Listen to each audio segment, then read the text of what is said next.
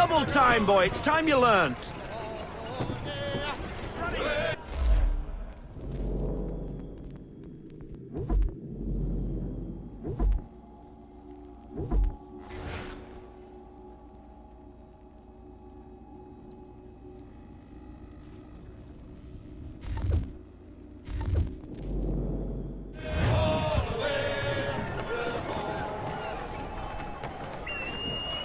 Take. Come on, she won't bite.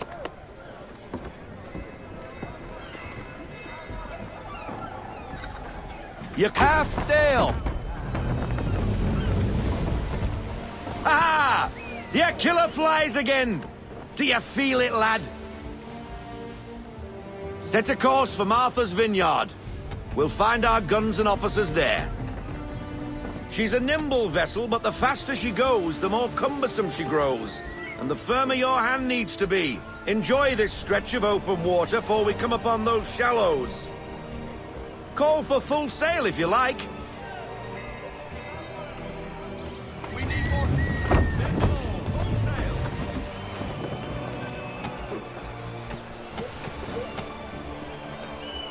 Wind looks to be shifting. Stay alert, Connor. Gusty winds can be difficult to manage.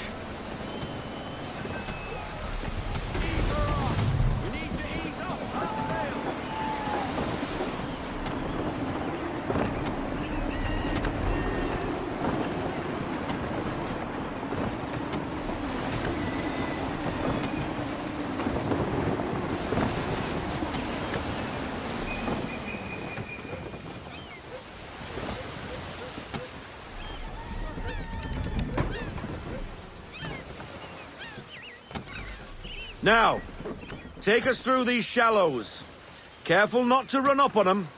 The sandbars will slow us down, but the rocks will put a hole through a hull. And if you want to make a quick tack, call for half sail. She's more maneuverable then.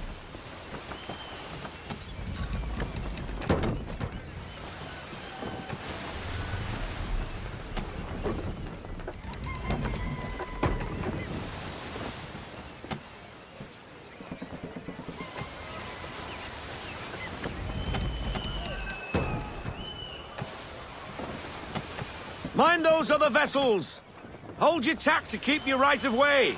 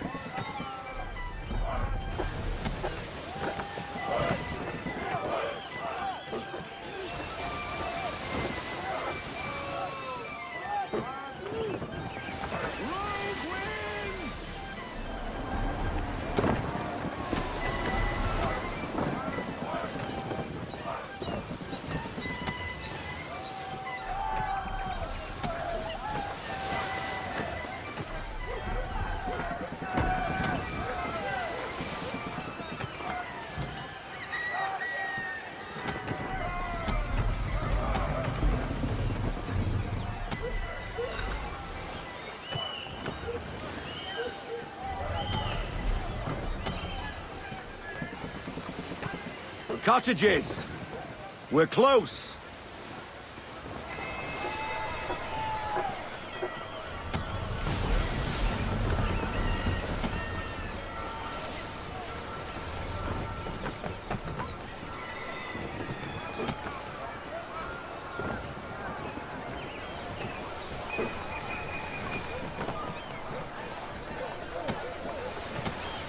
No sail!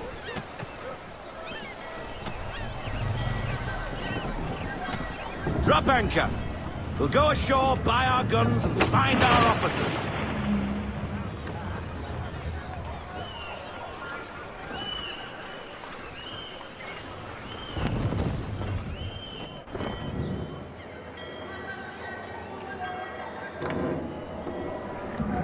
Oh, hello, Miss Mandy. You're looking every bit as ravishing as I remember. After all these years, you sail all the way to the vineyard to pay me compliments? We are looking for David and Richard Clutterbuck. Nice to see you, too. Robert Faulkner. Where the hell you been? Sorry for leaving like I did, lads, but where I was going, no one could know. You two working much? No. Between contracts at the moment. Well, we're looking for gunnery officers. What would you two say to working with me again? We'd be for getting into a few more scraps. Good show. The Aquila is a fine vessel. We're fitting all the guns as we speak. Looks like your friend's about to catch a beating. Where is Charles Lee? I don't much care for your tone. Hey, you don't want to be doing that, Biddle. Bobby Faulkner turned to wet nursing. It's good you finally realize you're a shite sailor. Whoa, whoa, whoa, not in here, gentlemen. Better still, not at all. Bobby, take your friends and get out! Let's go, boys. Our guns ought to be ready. Come on.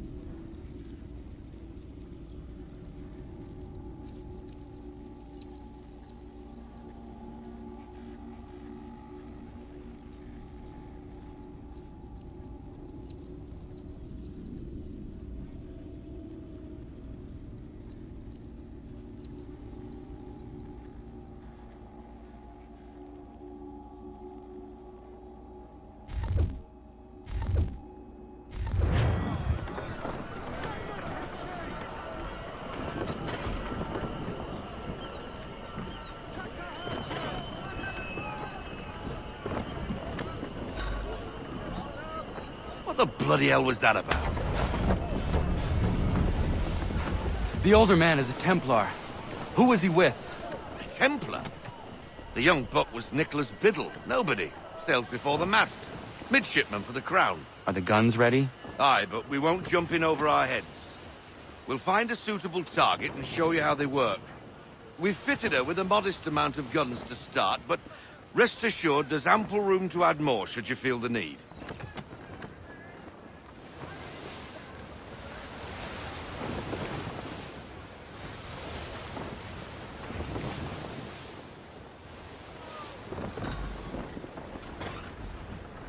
Looks like a British frigate with half seas over. Should do nicely for a spotted target practice. Bring around broadside, and when all guns are on target, call fire.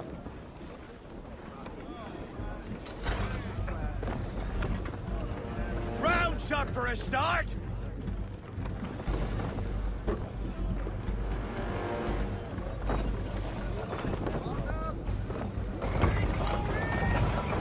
Round shot, sir!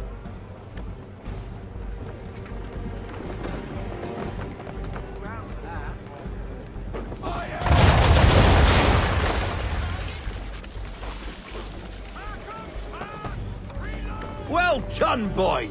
Now, aim all guns at her bow and do as much damage as possible.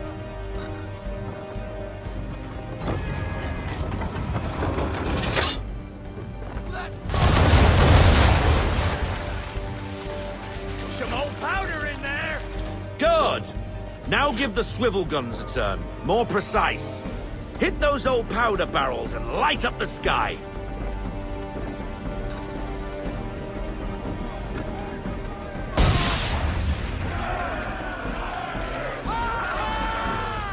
Never gets old! Not bad for a spud, Captain. You are a fast learner. Provided something interests me. Ah, getting a taste for the open sea, are we? We'll make a jack tar out of you yet. Now we should be getting back. The old man is like to have my hide for keeping you out so long.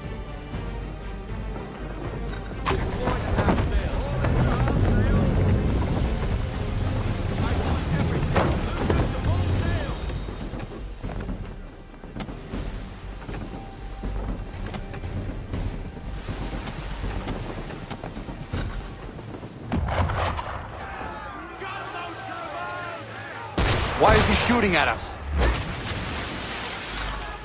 Destroying property of the crown, disturbing the king's peace, take your pick.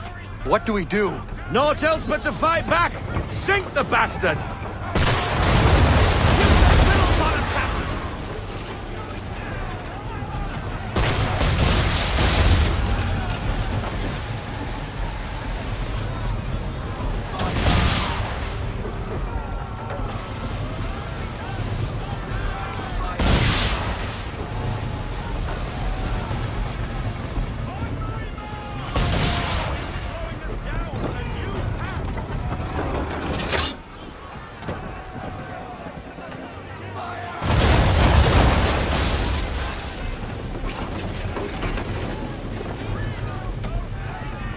English frigate!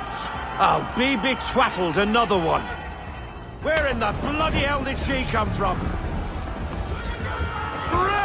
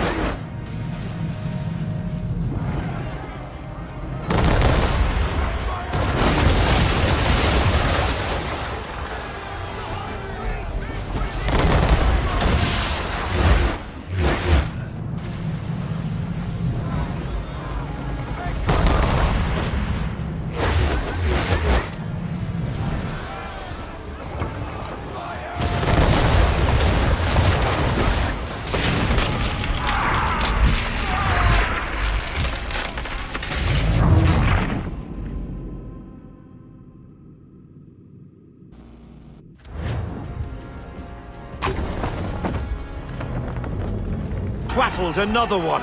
Where in the bloody hell did she come from?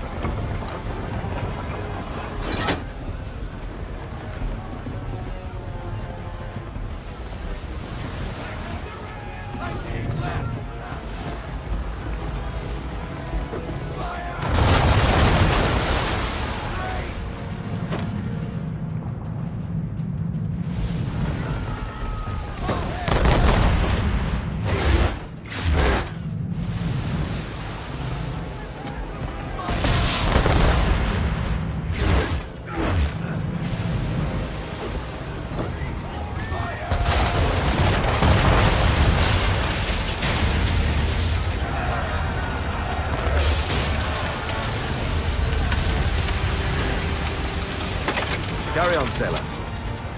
Not bad for your first voyage, eh, boy? Now we best be getting back, or the old man'll have my guts for garters.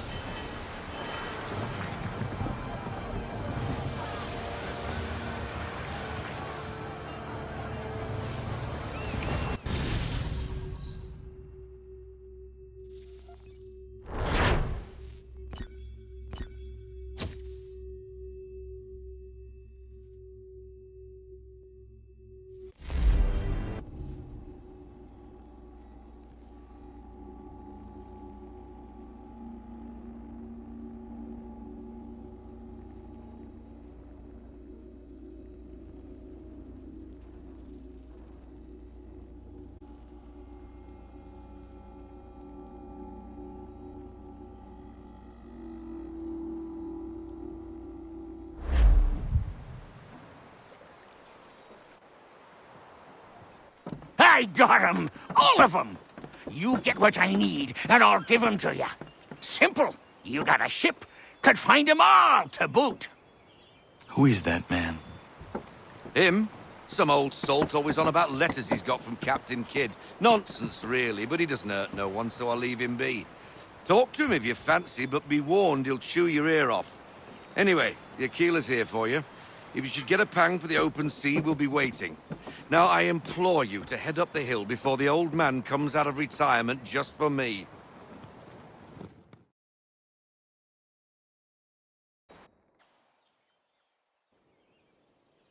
You weeks. And not even a goodbye before you left. Sorry. Well, what are you waiting for?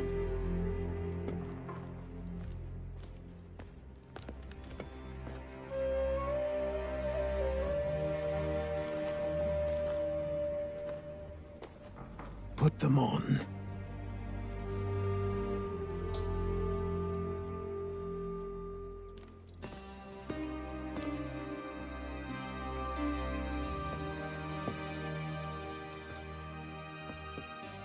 Once upon a time, we had a ceremony on such occasions. But I don't think either of us are really the type for that. You've your tools and training, your targets and goals. And now you have your title. Welcome to the Brotherhood, Connor.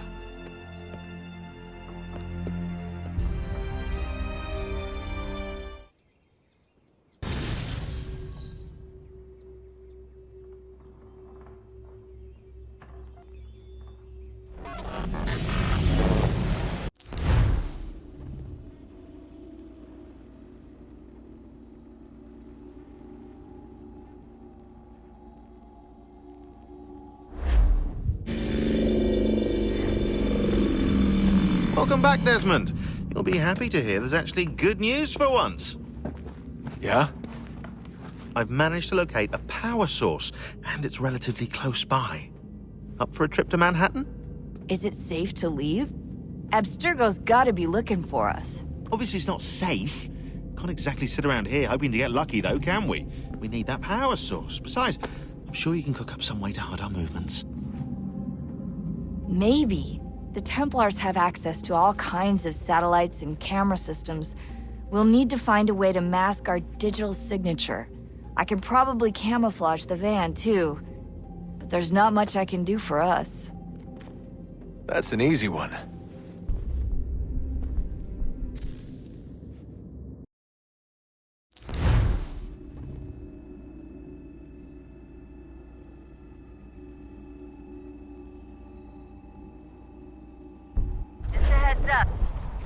Local utility companies have assured the public that they're completely prepared for the upcoming solar maximum. Disruptions to service are expected to be minimal. If only they knew. What's this? A remote-operated camera. It'll provide us with a feed while you're on mission. This will let us talk to each other. We're almost there, so listen up. The artifact is in an office penthouse in Lower Manhattan. At this time of night, direct infiltration is going to get you noticed.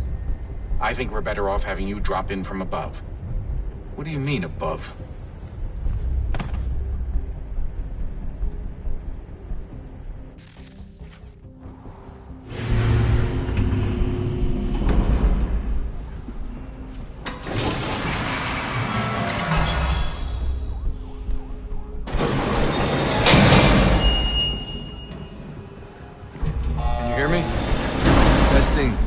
Testing, 1, 2, 3. Yep, reach you just fine. Now why don't you power up the camera?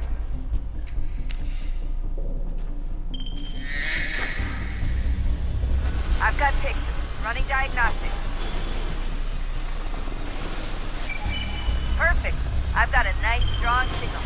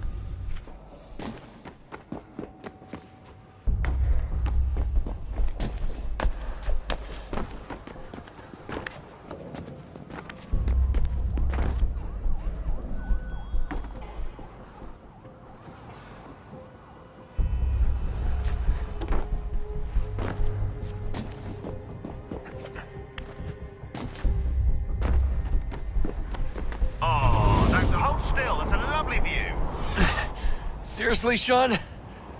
Fuck you.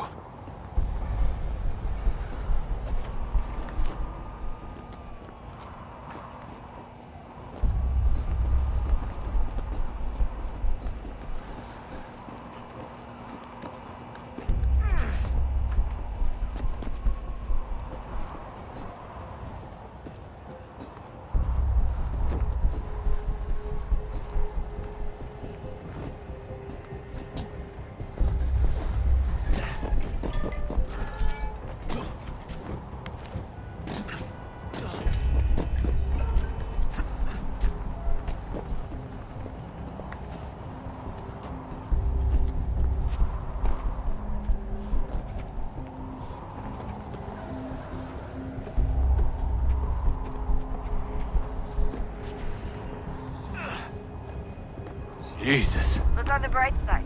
No security to worry about. And on the not so bright side, the slightest misstep means you're effectively paced. Shut up, Sean.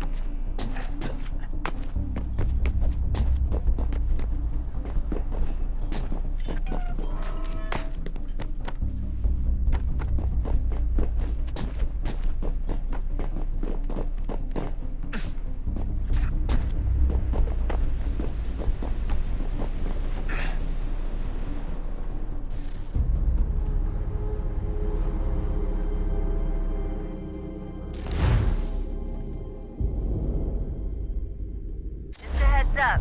There's no elevator access from here on out. You'll have to get up there the old-fashioned way.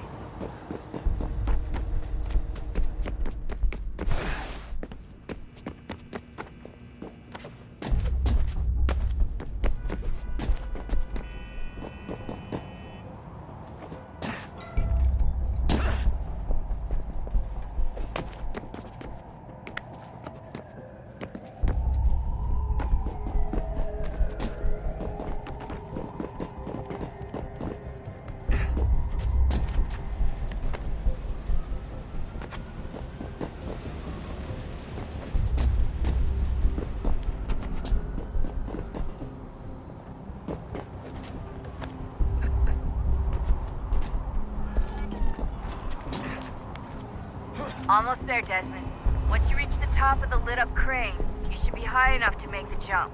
Should? It'll be fine, don't worry. Well, you might want to worry a little. I'm pretty sure she was high when she was running the numbers. Sean! A joke. It was a joke. Or was it?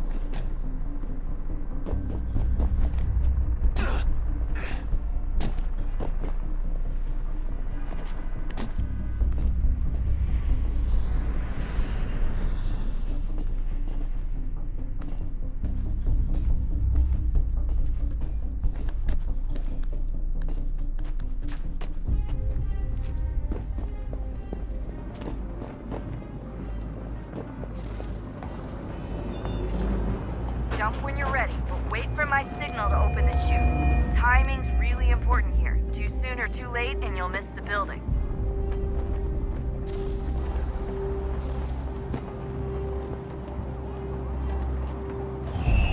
Now! Open your chute, now!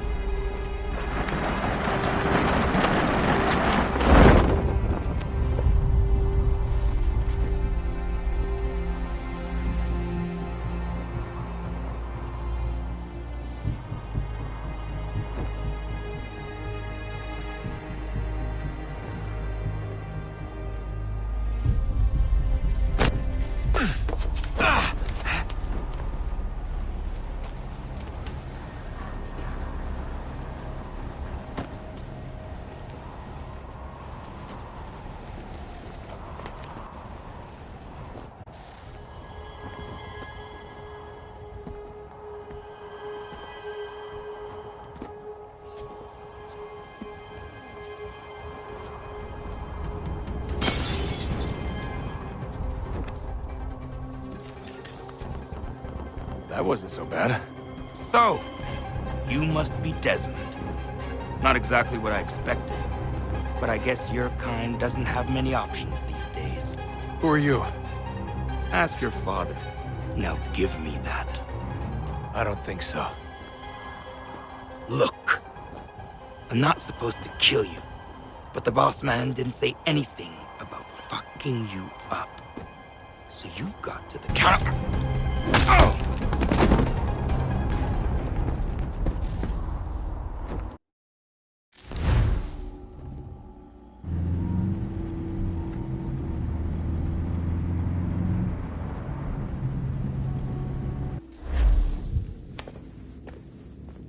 So who the hell is Daniel Cross? Believe it or not, he used to be an assassin. The assassin, the way I've heard it told, but it turned out he was a sleeper agent for Abstergo, programmed to infiltrate and destroy the organization. How did he know you were there? We could be compromised. They must have caught me snooping inside their network and sent Cross to see what we were after. If they were aware of our current location, we'd know. Though, I will say this. It doesn't bode very well for future expeditions. I've set up some cameras topside. If anyone shows up, we'll see it. I'd suggest you go see about finding a socket for that power source. Or we can return to Connor if you prefer. All the artifacts in the world won't mean a thing without the key.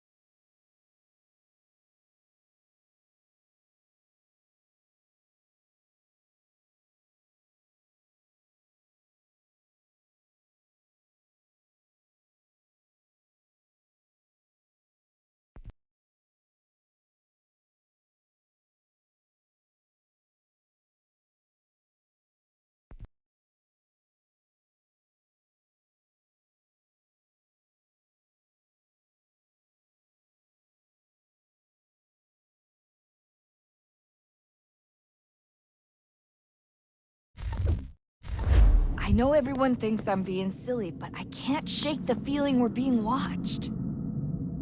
We are being watched. By Juno. Or some version of her. Do you think it's a recording? Or is she a ghost? Or something else? Is she talking to us the way Minerva talked to Ezio? No clue. I mean, who knows what else they were working on down here? There's still so many rooms we don't have access to. But do you think she's like literally down here, waiting somewhere, still alive? Still alive? That's mental. That means she'd be at least 75, 80,000 years old? Oh, powerful, yeah, but not that powerful. They came down here looking for a way to survive. Maybe they found one. Was it weird seeing Cross? What do you mean? It's different for you. You don't know about what happened, I guess. For a long time, he was important to us. He was a different person. Sean said he was a sleeper agent. Like Lucy. It was different. She made a choice, but Cross, if you read the files, Abstergo just... They did terrible things to him. Rebecca? You're lucky. We all are. We have people who care about us, who look out for us. He was all alone, and the people he thought he could trust, They used him. Did you know him? No, but I knew Hannah. Who's that? She tried to help him. She trusted him. But there was a raid about a year ago. She stayed behind so the others could escape.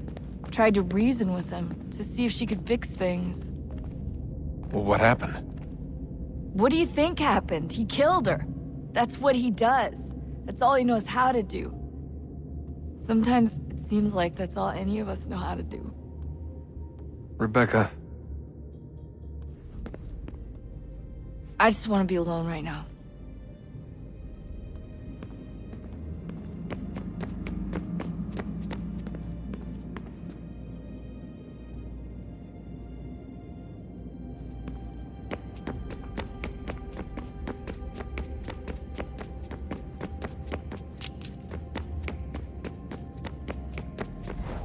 Ah, Desmond, there you are. Can I ask a favor? Maybe. When this is all over, I'd like to try turning the dial back on the Animus. Like, all the way back. To the time of the first civilization. You think it would work? There was no real loss of fidelity when you visited Altair. Then again, that was about 1,000 years ago, and I'm looking at going back at least 70,000 more. Sure, I'd be up for it. It'd be interesting to see what things were like back then. Excellent. I think it would prove most enlightening. So this is how it started. What are you up to? Just brushing up on my American history. I say history. They certainly teach you strange things in the States. Like what? Well, for all the talk of this being a revolutionary war, it was a civil one. Well, not that kind of civil. I mean, there was no America versus Britain. It was Brit on Brit action. And you can clearly see how the whole thing got started. One war gave birth to the other. You mean the 7 Years' War? Exactly. Seems the Crown overspent in its attempt to keep the French out, wound up with a great deal of debt. Believing that the colonists should help to shoulder the burden, new taxes were created. It was a reasonable request, even if Parliament was rather, well, undiplomatic about it. Well, it's not really fair to tax people for a war they didn't want any part of. What? Didn't want any part of? Did you not notice George Washington with Edward Braddock? He was right there in the middle of it. So here you have the Crown spending who knows how much money to secure a place for the colonists to thrive, and then, when they ask for a little bit of help... Right, look, think of it this way. King George and the colonists, they all go out to dinner, right? And when the bill comes, George asks for them to kick in and pay their share. Fair enough. But keep in mind, he's been taking them out to dinner gratis for decades now. But the colonists, oh no, they insist they only had a glass of water and a side salad. Never mind the tables full of half-eaten food and empty bottles of wine. Now, when the king points this out, what do the colonists do? Oh, they flip the table over and they storm out the restaurant. Probably intending to return later and burn it down. You left out the part where the king pointed a gun at the colonists and asked them to cover dinner for everyone in the restaurant. Right, yeah, interesting take. If he pulled out a gun, and I'm not sure he did, it would only have been after the 100th failed attempt at getting them to pay their fair share. But how do you define someone's fair share? Oh, well, with a war, apparently.